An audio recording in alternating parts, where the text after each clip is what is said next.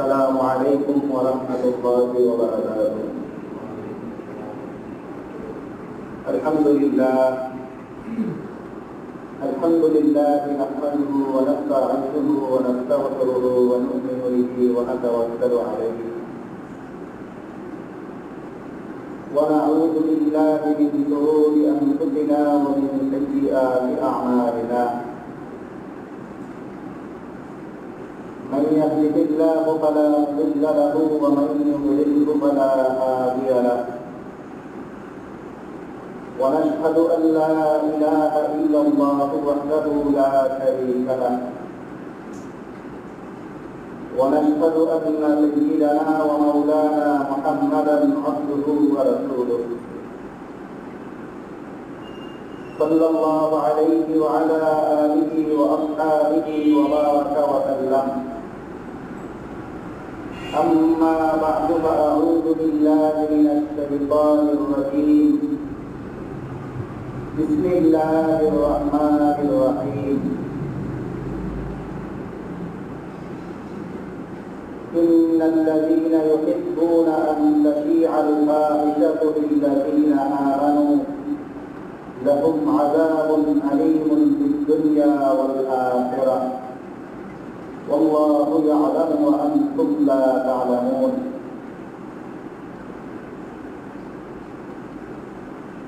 وقال رسول الله صلى الله عليه وسلم: أعطوا الأجير أجره قبل أن يجف عرقه. وعن النبي صلى الله عليه وسلم أنه قال: إن نبي الله داود كان يأكل من عمل يديه. اللهم صل على محمد وعلى آل محمد كما صليت على إبراهيم وعلى آل إبراهيم إنك حميد مجيد. اللهم بارك على محمد وعلى آل محمد كما باركت على إبراهيم وعلى آل إبراهيم إنك حميد مجيد. سبحانك لا علم لنا إلا ما علمتنا إنك أنت العليم الحكيم. মহান আল্লাহ পাক রব্বুল আলামিনের দরবারে অসংখ্য শুকরিয়া জ্ঞাপন করছি, যিনি আমাদেরকে অন্যান্য জুমার ন্যায় আজকেও জুমার নামাজ আদায়ের জন্য পবিত্র ঘর মসজিদে আসার তৌফিক দান করেছেন। আলহামদুলিল্লাহ। মুহতারাম হাজিরিন, আজকে 2025 খ্রিস্টাব্দের মে মাসের 2 তারিখ। মে মাসের 2 তারিখ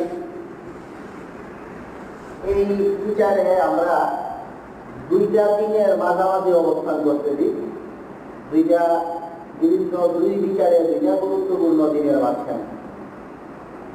আগামীকাল মে মাসের 3 তারিখ, এটা একটা গুরুত্বপূর্ণ দিন হতে যাচ্ছে। আর গতকাল মে মাসের 1 তারিখ, এটা আরেক বিচারে একটা আলোচিত দিন ছিল। তো আজকের দুই পাশের 2টা দিনেই কিছু কিছু উল্লেখযোগ্য কথার দাবি আছে। আজকে আগের দিন মে মাসের 1 তারিখ ছিল, যেটা এক বিচারে গুরুত্বপূর্ণ। আর আগামীকাল মে মাসের 3 তারিখ, এটা অন্য আরেক বিচারে গুরুত্বপূর্ণ। তো মে মাসের 3 তারিখ আগামীকাল কি কারণে গুরুত্বপূর্ণ, এই ব্যাপারটা আমরা গত জুমায়ও কিছুটা আলোচনা করব। আর গতকালকের যে দিনটা ছিল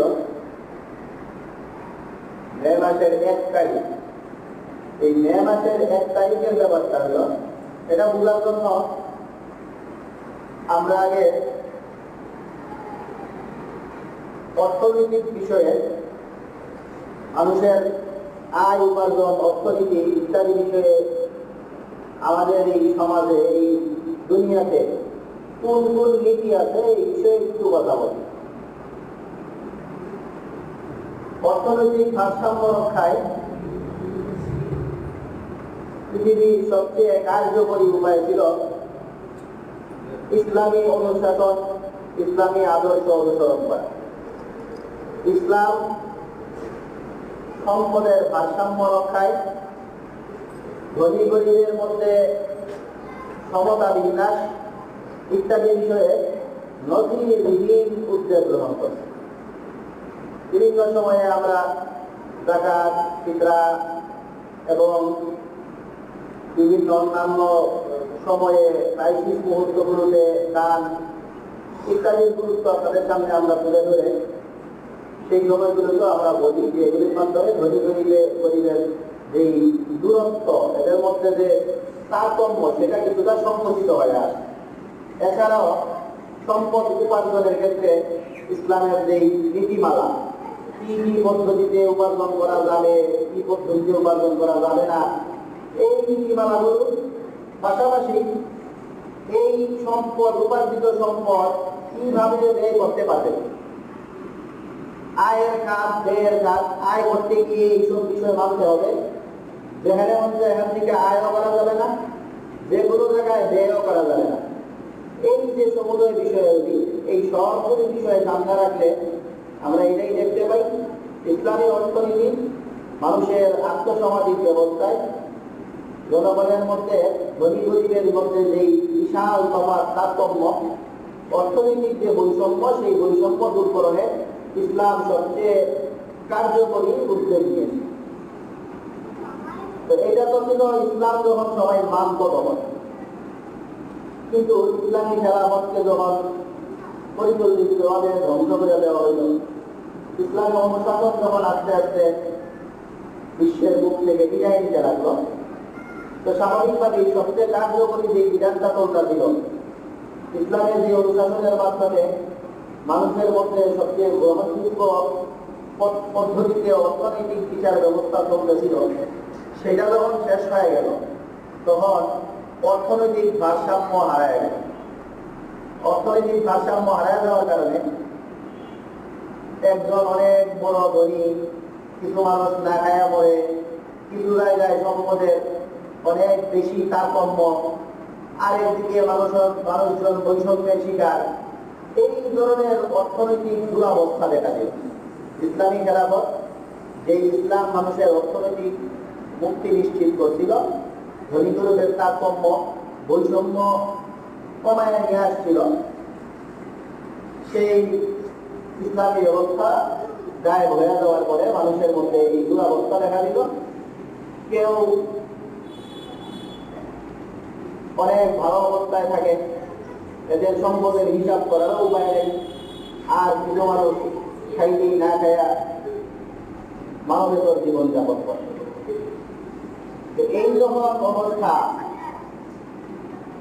ইসলামী ব্যবস্থা ধ্বংস করে দেওয়ার পরে সমাজের মধ্যে যখন অর্থনৈতিক খারাপ অচল অবস্থা দেখা দিল, তাইলে এই অচল অবস্থা দূর করার জন্য এখন একটা গুরুত্বপূর্ণ কথা বলি, যেটা আমাদের এই সমাজে এখন যে সংস্কারের কথাগুলি আসতেছে বারবার, এই সংস্কার সেই সংস্কার, নারী সংস্কার নিয়ে তো দেশ পায়, যে এই যে সংস্কারগুলি আসতেছে, বাস্তবতা তো এটাই হওয়া দরকার ছিল যে এত বছর যাবৎ যেই শাসন চলে আসতেছিল, ইসলামী খেলাফত চলছে অনেক বছর, খেলাফত বিদায় নিলেও খেলাফতের আদলে, খেলাফতের ব্যবস্থা অনেক বছর পর্যন্ত মুসলমানরা এই পৃথিবীতে বাঁচাইয়া রাখছে। যতদিন পর্যন্ত মুসলমানরা এই পৃথিবীতে খেলাফত ব্যবস্থা, খেলাফত নামে না থাকুক, অন্তত খেলাফতের যে আইন কানুন, এইগুলি যেই সময় পর্যন্ত এইগুলি আগে ধরে রাখছে, ততদিন পর্যন্ত যেহেতু মানুষ অর্থনৈতিকভাবে ভালো অবস্থায় ছিল, তাহলে অর্থনৈতিক খারাপ অবস্থা যখন শুরু হয়েছে, তখন চিন্তা করে মানুষের তো এটাই উচিত ছিল যে এই বৈষম্য দূরকরণের কারণে, যেইটা থাকার কারণে মানুষ ভালো ছিল, এইটারে আবার ফিরাইয়া আনি, এই কাজটা করা দরকার। সেই জিনিসটা থাকার কারণে এতদিন মানুষজন ভালো চলছিল, এখন মানুষের খারাপ অবস্থায় এইটা কেন বিদায় হইল, এই নিয়মটা আবার চালু করি, এইটাই তো হওয়া উচিত ছিল। একটা জিনিস চলে গেছে, যে জিনিসটা থাকার সময় মানুষ ভালো চলত, তো এই জিনিসকে পরিকল্পিতভাবে অন্য ধর্মের লোকজন, ইসলামের বন্ধুরা, এরা খেলাফতকে সরাই দিল, বিদায় করলো। এখন যদি কারো মনে হয় যে আমরা আবার ভালো সময় চাই, তাহলে তো ভালো সময়ের নিয়ম যেটা ছিল এটারই আবার আনা উচিত। কিন্তু এইটা না আইনা মানুষজন কি বলল যে এই অর্থনৈতিক দুরবস্থা, এই গণতন্ত্র পুঁজিবাদী ব্যবস্থাপনায় মানুষের মধ্যে এত তারতম্য, এই তারতম্য রাখা যাবে না, এই তারতম্য রাখা যাবে না, নতুন ব্যবস্থাপনা আনতে হবে বইটা। যেই ব্যবস্থাপনা এতদিন ভালো সার্ভিস দিচ্ছে সেটা না কইরা নতুন ব্যবস্থাপনা আনলো সমাজতন্ত্রের নামে। না, মানুষের যেহেতু এই অবস্থা, একজন এত ধনী হয়ে গেছে যে একজনের অবস্থা এত খারাপ, তাইলে এই অবস্থা চলতে দেওয়া যায় না। এখন এমন ব্যবস্থা আনতে হইব যে ব্যবস্থার মাধ্যমে এরা নাম দিল এই সমাজতন্ত্র। সমাজতন্ত্র কি বলে? কোনো মানুষ আর কোনো কিছুর মালিক থাকবো না, কারো মালিকানাই স্বীকার করা হইব না, কেউ কিন্তু কিছুর মালিক হতে পারবো না। যত মালিকানা আছে সব হবে রাষ্ট্রের অধীনে। মানুষ সবাই কামলা রাখবো, যত ধরনের উপার্জন যাই করুক না কেন সব কিছুর মালিকানা যাবে রাষ্ট্রের খাতে, এরপরে রাষ্ট্র সবার কাছে এটা বন্ধন করে রাখবে। এইভাবে মানুষের মধ্যে তারতম্য দূর করা হয়। এই একটা ব্যবস্থাপনা আনা হইল যে মানুষ যেহেতু কেউ বেশি ধনী হয়ে যেতেছে, কেউ না খায় মরতেছে, এই কারণে কেউ ধনীও থাকবো না, কেউ গরিবও থাকবো না, ধনী গরিব সব শেষ, সব কিছুর মালিক রাষ্ট্র। আপনি যদি উপার্জন করেন, আয় উপার্জন করেন, এটার মালিকানা খেত খামার ফসলাদির মাধ্যমে যত বড় আপনি কৃষক হন, যত উপার্জনই আপনার হোক, এই উপার্জন রাষ্ট্রীয় হাতে চলে যায়। সবার সব কিছু রাষ্ট্রীয় হাতে যাবে, রাষ্ট্র সব কিছু করে আবার বন্ধন করে। এইভাবে বৈষম্য দূর করা হয়। এই একটা পাগলামি নীতি আবিষ্কার করা হয়। এই পাগলামি নীতি আবিষ্কার করার ফলে দেখা গেল যে এই পাগলামি নীতির কারণে অবস্থা আরো খারাপ। এই সমাজতন্ত্রের মাধ্যমে সব কিছু রাষ্ট্রের অধীনে নিয়ে রাষ্ট্রের সাথে জড়িত যে গুরুত্বপূর্ণ ব্যক্তি বলবো এরা আঙ্গুল করে বলা যাচ্ছিল, আর সাধারণ মানুষজন এরা আবার সেই আগের যে বেশি সংখ্যক মানুষ এখন না খায় মরতে লাগে। এই পরিস্থিতিতে 1886 খ্রিস্টাব্দে এই যুক্তরাষ্ট্রের শিকাগোতে একটা শ্রমিক দল, মার্কেটের লোকজন, এরা আন্দোলনে নামলো। আন্দোলনের এই ধরনের বৈষম্য, সমাজতন্ত্রের যে বৈষম্য, সেই বৈষম্য দূর করা, বৈষম্য দূর করার মাধ্যমে 8 ঘন্টার বেশি কাজ করা যাবে না। এরপরে শ্রমিকদের বিভিন্ন দাবি দেওয়া ইত্যাদি, তাদের কতদিনের ভিতরে কতক্ষণ কাজ করা যাবে, কতদিন ছুটি, কতক্ষণের মধ্যে তাদের মজুরি দিতে হবে ইত্যাদি বিষয়ে বেশ কিছু দাবি দেওয়া নিয়ে 1863 পহেলা মে, গতকালকে আর শ্রমিক দিবসে পহেলা মেতে আন্দোলনে নামলো। আন্দোলনের পরে সরকার পক্ষ, শ্রমিক পক্ষ মারামারি, মালিক শ্রমিক পক্ষে সব জায়গায় বেশ কিছু মানুষ হতাহতের শিকার হইল, বেশ বড় দাঙ্গা বাজলো। এই দাঙ্গার প্রেক্ষিতে এর 3 বছর পরে 1889 হইল ফরাসি বিপ্লবের 100 বছর পূর্তি হয়েছে। 1789 ফরাসি বিপ্লব হয়েছিল। তো ফরাসি বিপ্লবের 100 বছর পূর্তিতে এই দিনটাকে শ্রমিক দিবস হিসাবে এরা মর্যাদা দিল, এবং এই দিনটাকে শ্রমিক দিবস হিসেবে মর্যাদা দেওয়ার পরে 1995 থেকে সম্ভবত আনুষ্ঠানিকভাবে নিয়ম নীতি পালন শুরু হয়েছে যে 8 ঘন্টার বেশি কাজ করা যাবে না, এত তারিখের ভিতরে মজুরি দিতে হবে, এই অনেকগুলো নিয়ম। যেই নিয়মগুলি সবগুলি মূলত এই যে আপনারা পহেলা মে দেখেন আর শ্রমিক দিবস দেখেন, এইটা সমাজতন্ত্রের একটা স্লোগান। এই সমাজতন্ত্র আসলে সবচেয়ে ক্ষতিকর এই দুনিয়ার শাসন ব্যবস্থার জন্য। ইসলামী শাসন ব্যবস্থার কথা বললাম, যেটা মাঝামাঝি পর্যায়ে গণতন্ত্র পুঁজিবাদের মতো একদম খারাপ, যে যেমনি ইচ্ছে আপনি উপার্জন করেন, যেমনি ইচ্ছে আপনি আপনার উপার্জন আপনার কাউরে দিলে দিবেন, না দিলে নাই, এটাও সমর্থন করে না। আর কেউ কিছুর মালিকই হইব না, সব মালিকেরা রাষ্ট্র নিয়ে যাবে, ইসলাম এটাও সমর্থন করে না। এর মাঝামাঝি যে অবস্থান ইসলামের, এই অবস্থানের সাথে দুই দিকে সাংঘর্ষিক দুইটা ধারা, একটা হইল পুঁজিবাদ আর একটা হইল সবচেয়ে বেশি ক্ষতিকর যেটা, সেটা হইল সমাজতন্ত্র। এই সমাজতন্ত্রের একটা স্লোগান হইল এই শ্রমিক দিবস 1 মে। যেই দিন এদের কথা হইল 8 ঘন্টা কাজ করবো, 1 তারিখে মে মাসের 1 তারিখে যার মনে চায় না তারে কাজে লাগানো যাবে না, এইসব কথাবার্তা নিয়ে এই হইল শ্রমিক দিবস। তো শ্রমিক দিবস যেটা, এই শ্রমিক দিবসটা মূলত আসছে এই কারণে বৈষম্যকে কেন্দ্র করে। যে বৈষম্যগুলো ছিল, কতক্ষণ মানুষকে কাজ করাবে এটা নিয়ে, মানুষের মজুরি কি পর্যায়ের হবে, মানুষের যে শ্রমের মর্যাদা মূল্য এটা কোন প্রক্রিয়ায় দেওয়া হবে, শ্রমিকদের উপরে কি পরিমাণ বাধ্যবাধকতা আরোপ করা যাবে ইত্যাদি বিষয় নিয়ে। তো এই বিষয়ে পুঁজিবাদের সমস্যার কারণে সেখানে সমস্যার ছিল না, সেই ইসলামতন্ত্র যেটা সেটা আবার পুনরায় আনা দরকার ছিল, সেটা না এটা সমাজতন্ত্র আনার কারণে এই দেশটা ভাবছে। অথচ ইসলাম এই প্রত্যেকটা বিষয়ে, শ্রমিক বিষয়ে, শ্রম বিষয়ে, শ্রমের মূল্য মর্যাদা ইত্যাদি বিষয়ে কতটুকু বাধ্যবাধকতা আরোপ করা যাবে এই জাতীয় বিষয়ে সবগুলো বিষয়ে সবিস্তারে ইসলাম আমাদের সামনে নীতিমালা উপস্থাপন করে। তো ইসলামের এই যাবতীয় বিষয় নিয়ে কথা বলা এটা একটু লম্বা চড়া বিষয়, যদি আমাদের সামনে সুযোগ হয় এই বিষয়টা আপাতত এখানেই রাখলাম। শ্রমিকের মর্যাদা, এই 1 মে আর মে দিবস, শ্রমিক দিবস জিনিসটা কি এইটুকু বললাম। আর এই জিনিসকে কেন্দ্র করে ইসলামী যে নীতিমালা, সেই নীতিমালাটা আমরা আর কিছুদিন পরে হয়তো সুযোগ হলে আগামী সপ্তাহে ইনশাআল্লাহ বলবো। মাঝখানে আমরা আগেই বলছিলাম আজকে মে মাসের 2 তারিখ, মে মাসের 1 তারিখ গত দিন যেটা, এটা একটা ঐতিহাসিক দিন। এই 1 তারিখের ইতিহাস নিয়ে আমরা একটু বললাম। আবার পরবর্তী দিন যেটা মে মাসের 3 তারিখ, এটাও আমাদের কাছে খুবই গুরুত্বপূর্ণ দিন। তো 3 তারিখ নিয়ে আমরা একটু কথা বলি। 1 তারিখের অর্ধেক কথা বললাম যে জিনিসটা কি, আর এই জিনিস নিয়ে ইসলামের বক্তব্য কি সেটা আমরা পরে বলবো। এবার 3 তারিখ নিয়ে একটু বলি। আগামীকাল হইল মে মাসের 3 তারিখ। তা আমরা খুব গুরুত্বপূর্ণ একটা দিনে আছে আর কি। আগে নিয়েও হয়তো ঐতিহাসিক দিন, আর পরের দিনেও এক ইতিহাস সৃষ্টি হয়েছে দেখতে। তো মে মাসের 3 তারিখ, 1 তারিখ নিয়ে গেল কিছু কথা। আর মে মাসের 3 তারিখ আগামীকাল আমাদের এই যে সংস্কার আমরা করি, এই সংস্কারের সবচেয়ে সমস্যাকর যে বিধানগুলো, সেই বিধানগুলো সহ বেশ কিছু ইস্যুতে বাংলাদেশের সবচেয়ে জনপ্রিয় এবং ধর্মপ্রাণ মুসলমানদের হৃদয়ের যে সংগঠন হেফাজতে ইসলাম বাংলাদেশ, হেফাজতে ইসলাম বাংলাদেশের বিশাল কর্মসূচির ডাক।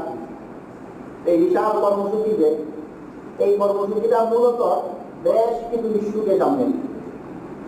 আর এই হেফাজতে ইসলামের মে মাসের 3 তারিখের ডাক যখন আসছিল, তখন পর্যন্ত নারী কমিশন, সংস্কার কমিশনের এই প্রতিবেদন জমাই হয়েছে। এর মানে মে মাসের 3 তারিখের সমাবেশ বহু আগে থেকেই ডাক দেওয়া। সেই যখন শুরুতে এই 3 তারিখের সমাবেশ ডাক দেওয়া হয়েছিল, তখন এটা বেশ কিছু ইস্যু নিয়ে ছিল। এর মধ্যে ছিল হেফাজতের 1 যুগ আগের আরেক ঐতিহাসিক আন্দোলন শাপলা চত্বর। এই শাপলা চত্বরের যে গণহত্যা, সেই গণহত্যাকে, এটা গণহত্যার স্বীকৃতি দেওয়া এবং গণহত্যায় জড়িতদের বিচারের ব্যবস্থা করা। আর আমাদের এই গত 1.5 যুগ যাবত এই দেশে যারা বিভিন্ন ধরনের অত্যাচার, অন্যায়, জুলুম করছে, এদের সবগুলি অপরাধকে শনাক্ত করে সেগুলো শাস্তির ব্যবস্থা করা। ফিলিস্তিনে মুসলমানদের মুক্তির জন্য রাষ্ট্রীয়ভাবে আমাদের বাংলাদেশ ওআইসিকে নিয়ে, ধর্মীয় যতগুলো দেশ আছে সেগুলোকে একসাথে নিয়ে কার্যকরী ব্যবস্থা গ্রহণ করা। আর হল ভারতের যে ওয়াকফ আইন, এই ওয়াকফ আইন নিয়ে ওয়াকফ সংশোধনী বিল নামে মুসলমানদের জায়গা জমি দখল করার যে ষড়যন্ত্র চলতেছে, সেই ষড়যন্ত্রের বিরুদ্ধে প্রতিবাদ জানানো। এই মুসলিমের কয়েকটা বিষয়কে সামনে নিয়ে বেশ কিছুদিন আগে মে মাসের 3 তারিখে হেফাজতে ইসলাম সোহরাওয়ার্দী উদ্যানে সকাল 9টায় এক মহাসমাবেশের ডাক দিয়েছে। তো ততদিন পর্যন্ত ডাক যেদিন দিচ্ছে সেদিন পর্যন্ত নারী সংস্কার কমিশন, এদের প্রতিবেদন, সমস্যা এগুলো আমাদের সামনে আসেই নেই। এগুলোর আগেই এই সমাবেশ ডাক দিয়ে বসে। এরপরে এরই মাঝে নতুন করে এই নতুন সমস্যা দেখা দিল। নারী অধিকার সংস্থা নারী সংস্কার কমিশনের প্রতিবেদন জমা দিতে, বিশাল বড় প্রতিবেদন, প্রায় কত হাজার পৃষ্ঠা। এই যে এত বড় প্রতিবেদন জমা দিল, এই প্রতিবেদনের মধ্যে যে সমস্যাগুলো আছে, হেফাজতের সেই আগের ডাকা এই সম্মেলনে নতুন ইস্যু হিসাবে এটাও যোগ হয়েছে, এবং বলতে গেলে এটাই এখন সবচেয়ে আলোচিত। তো এটার বেশ কিছু সমস্যা নিয়ে আমরা বলছিলাম, এর মধ্যে অনেকগুলি তো শুনছেন। এছাড়াও যতই সময় গেছে, এটা নিয়ে যখন গাড়াগাড়ি শুরু হয়েছে, এত বড় প্রতিবেদন যখন পড়াশোনা শুরু হয়েছে, তখন আরো বেশ কিছু সমস্যা এর সামনে আসছে, যার অনেকগুলো এই নারী সংস্কার কমিশনের বিষয়বস্তুর সাথে যায় না। যেমন এদেরকে নারী বিষয়ক সংস্কার করার জন্য দায়িত্ব দিচ্ছে, এরা এটার শুরুতেই বোঝা হচ্ছে যে রাষ্ট্র যেহেতু একটা ইহজাগতিক বিষয়, রাষ্ট্র বলে ইহজাগতিক বিষয়, রাষ্ট্রের সাথে যেহেতু ইহজগতের পুরা সম্পর্ক, এই কারণে পরলোকের সাথে পরজগতের সাথে রাষ্ট্রের কোনো সম্পর্ক নাই। যেই কারণে নীতি নৈতিকতা, কোন ধর্মের নীতিমালা, এগুলো এই রাষ্ট্রের বিধান, রাষ্ট্র এগুলি আমল করার দরকার নাই।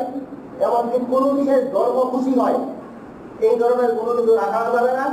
এবং স্পষ্টই বলছে, এই কারণে বিশেষ একটা ধর্মকে সুবিধা দেওয়ার জন্য এই বিশেষ ধর্মের বিসমিল্লাহ বইলা, এগুলি বইলা রাষ্ট্রীয় সংবিধান শুরু করার কোনো দরকার নাই। এই হলো একে তো একটা জঘন্য রায়, জঘন্য প্রস্তাব, আর জঘন্য প্রস্তাবের পাশাপাশি অনাধিকার দরকার। রাষ্ট্রীয় সংস্কারের দায়িত্বই এদের উপরে পড়ছে না, এদের উপরে পড়তেই তো নারী সংস্কার, কিন্তু এরা এই নীতি পর্যন্ত বোঝা বসছে। এরপরে হেফাজত যেই লাইনে আগাইতেছে আর কি এখন সামনে, সেই লাইনটা যেন আগাইতে না পারে হেফাজত, এই কারণে এরা এর ভিতরে আরেক প্রস্তাব দিয়ে বসছে। হেফাজত সামনে এদের বিরুদ্ধে যে ব্যবস্থা নিয়েছে সেটা হলো যে সংবিধানে বিসমিল্লাহ থাকবে না, এবং এদের যে কঠিন এবং সবচেয়ে আপত্তিকর বক্তব্য যে ধর্ম নারীকে যে অধিকার দিছে, এই অধিকার এর মাধ্যমে নারীরা বৈষম্যের শিকার হয়ে যাচ্ছে। মানে ধর্মের কারণে নারীরা বৈষম্যের শিকার, ধর্ম নারীরা কম হিস্সা দিছে, সেই কারণে ধর্ম নারীদেরকে বৈষম্যে ফেলছে। বৈষম্য দূর করতে হলে এই ধর্মের রীতিনীতি বাদ দিতে হইব। এই যে জঘন্য বক্তব্য, এর মাধ্যমে তো মুসলমানদের ধর্ম এবং অন্যান্য অনেক ধর্ম যেগুলোকে আমরা সাপোর্ট করি না, অন্য কোনো ধর্মের, এরপরেও সেই ধর্মের সাথেও বিপরীত। কারণ কোন ধর্মই তো এরা মানতে বন্ধ করে, এরা বলতেছে যে জাতিসংঘ নীতি দিব, সেই নীতি সবাই মানবো। এর মানে ইসলাম ধর্ম থেকে এটাও মানবো না, অন্য ধর্মের লোকেরা বলতেছে তোমরাও তোমাদেরকে মানতে হবে। এর মাধ্যমে তো আসলে মুসলমানদের তো বটেই, অন্যদেরও ধর্মীয় অনুভূতিতে আঘাত দেওয়া হয়। তো এই কারণে অস্পষ্ট শিরোনাম বিলুপ্ত করতে হইব। এদের একটা প্রস্তাবনা, এরকম যে কিছু অস্পষ্ট শিরোনাম আছে, যে শিরোনামগুলো বিশ্লেষণ করা লাগে, এইটা বিলুপ্ত করে দিতে হইব। এর মধ্যে একটা হইল ধর্মীয় অনুভূতিতে আঘাত, এই নামে কোনো মামলা টামলা নেওয়া যাবে না। ধর্মীয় অনুভূতিতে আঘাতের একটা অস্পষ্ট কথা, এজন্য এটা বাদ। কারণ এদেরকে এখন ধরা হইব ধর্মীয় অনুভূতিতে আঘাত দিয়ে, এরা আগেই লাইন করে রাখছে যে ধর্মীয় অনুভূতিতে আঘাত এই নামে কিছু থাকতেই পারবো না। কারণ এটা একটা অস্পষ্ট বিষয়, ধর্মীয় অনুভূতিতে আঘাত কি জিনিস।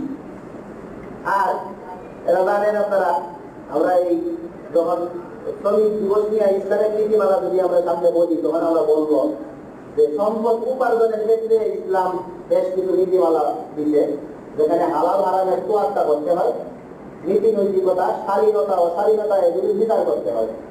তো এখন এরা এই সংস্কার করতে গিয়ে এরা একটা জিনিস বলছে, সেটা হলো অস্পষ্ট শিরোনাম দিয়ে তুলে দিতে হবে। এই অস্পষ্ট শিরোনাম দিনের মধ্যে করতে গিয়া শালীনতা, শালীনতা অশ্লীলতা এটা বাদ দিতে হবে। এবং অশ্লীল কোনটা, এটা নাকি এক একজনের মধ্যে এক একটা। এক ব্যক্তির কাছে যেটা মনে হইব যে এটা ভালো, এটা নাকি ধর্মীয় ঘুরা বেড়া, এটার কাছে এটা অশ্লীল মনে হইব। এই কারণে অশ্লীল সংজ্ঞাটা এটা একটা অস্পষ্ট ব্যাপার। এই জন্য অশ্লীলতা, শালীনতা এগুলো আবার আমাদের ধর্মীয় সংবিধানে আছে। আমাদের সংবিধানশীল দেশ, শালীনতা বজায় রেখে চলতে হবে, এইসব কথাবার্তা সংবিধানে আছে। তো সংবিধান থেকে এটা বাদ দিতে হবে। শালীনতা এটা কিন্তু অস্পষ্ট কথা নাকি থাকতে পারবে না। তো মানে এরা এখন সংবিধান সংস্কারে পর্যন্ত নামছে, না একটা দিয়া যা যা করা যায় সবগুলি। রাষ্ট্র সংস্কার সেটাও, সংবিধান সংস্কার, সংবিধানে কেন স্বাধীনতার কথা থাকবো এটাও এদের সমস্যা। অস্পষ্ট পরিভাষাকে ডিলেট করতে হবে, এই কারণে স্বাধীনতারও ডিলেট করতে হবে। এই যাবতীয় ব্যাপার এগুলো নিয়ে এরা প্রতিবেদন জমা দিল। এই প্রতিবেদনের প্রেক্ষিতে আমাদের বড় কয়েকটা নতুন কথা বললাম আমরা। আর বড় দাগের যে সমস্যা সেগুলো নিয়ে তো আমরা আগেও বলছি যে নারী পুরুষের সমান অধিকার, শ্রমিকদেরকে শ্রমের অধিকার দেওয়া, এইসব বিষয়ে আমরা বললাম। নতুন যে কয়টা জিনিস আরো এগুলি রাখতে রাখতে সামনে রেখে দিতে মোটামুটি বড় দাগের 10টা বিষয়কে সামনে আনা হয় এই সংস্কার কমিশনের। এইগুলোকে নিয়ে এবারে দিলাম বাংলাদেশের এই কর্মসূচি। তো এবারে দিলাম বাংলাদেশের এই কর্মসূচি। এই কর্মসূচিতে সারা দেশ থেকেই লোকজন যাবে, আমাদের ভৈরব থেকেও টার্গেট তো নেওয়া হয়েছিল 40টা ভাগ মনে হয় যাইছে। তো সেই টার্গেট না হইলেও 20-30টা অবশ্যই যাবে। এত বড় মহল যাবে, আপনারা যাদের সাথে যাদের সুযোগ হয় সেখানে যোগাযোগ করে অথবা নিউজ থেকে আপনারা জায়গায় অংশগ্রহণ করার চেষ্টা করবেন। দিনটাও মোটামুটি হিসাব করে দেওয়া হয়েছে শনিবার। বেশ বাংলাদেশের প্রায় অর্ধেক মানুষের এই বন্ধের দিন, বিভিন্ন প্রতিষ্ঠান ইত্যাদি সাথে জড়িত কোনো তাদের। তো এই ছুটির দিন এই দেশের হিসাবে সুন্দর একটা দিন বিরোধ করা হয়েছে। আপনাদের যাদেরই সুযোগ হয় সেই ঐতিহাসিক এই সম্মেলনে আপনারা অংশগ্রহণ করবেন এবং অংশগ্রহণের মাধ্যমে এটার বিরুদ্ধে আপনারা আমরা সবাই এটার বিরুদ্ধে আছি। এই সংস্কারের প্রস্তাবনা এগুলো এই দেশে তো বাস্তবায়ন করা যাবেই না, এগুলো বাতিল করতে হবে। এর জন্য ক্ষমা প্রার্থনা করতে হবে, এই সংস্কার কমিশন বাতিল করতে হবে, এই দাবি। আর অন্যান্য কিছু দাবি তো আছে যেগুলো আমরা শুরুতেই বললাম, বৈদেশিক কিছু দাবি, জাতীয় কিছু ইস্যু আছে। এই সব কিছু দিয়ে আগামীকালকে এই সমাবেশ আল্লাহ রাব্বুল আলামিন কালকের এই সমাবেশকে সফল করুন। এই দেশের মানুষের দিন, ধর্ম, ঈমান, ইসলাম এগুলি বাঁচানোর জন্য এবং ইসলামকে এবং আমরা আমাদের প্রত্যেকটা মুসলমানকে এর জন্য এগিয়ে আসা তৌফিক দান করুন।